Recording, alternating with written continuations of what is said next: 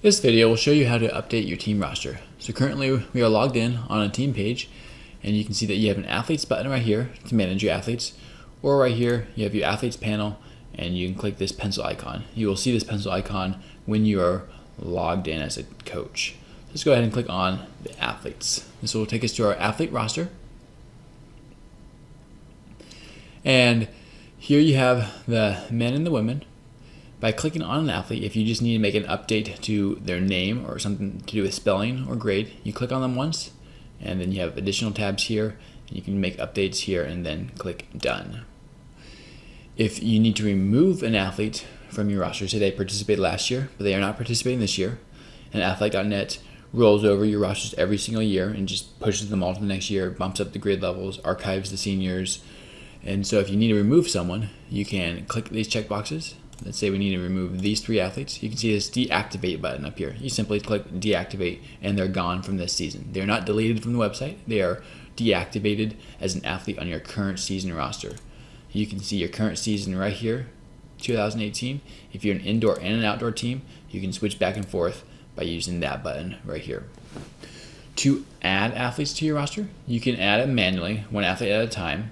But the best case is if you have an Excel roster or something where you have been keeping a file of all your athletes and you would like to upload those. That'll be much quicker, especially for bigger teams. So you can click this upload roster button, and that will take you to the upload page where you can choose a file.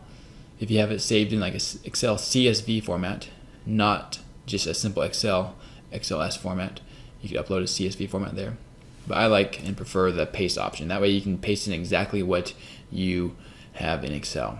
So right here I have an Excel file, and rather than having to worry about saving this in a certain format, I'm just going to copy and paste that to Athletic.net, and I'm going to just copy it in here and click process. You can see over here the format you need. You always need at least gender, first name, last name, grade with those headings, and then the pertinent information. So I've copied that right here. I'm going to go ahead and click process.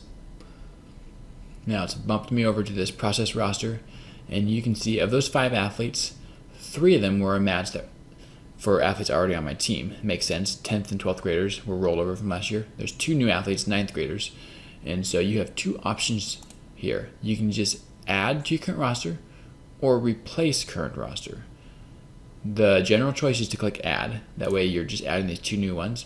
If you click replace, then you're saying that these 5 athletes are your only athletes this year, and you're deactivating everybody else in your roster. So you're saying replace what's on my screen with what Athletic.net rolled over from last year. And that's totally okay. That's a great option to do if you kept everything in Excel and now you're uploading at the beginning of the season. But many coaches choose to add roster, and then that way, I'm going to go ahead and delete this file before I go back because it's a fake file.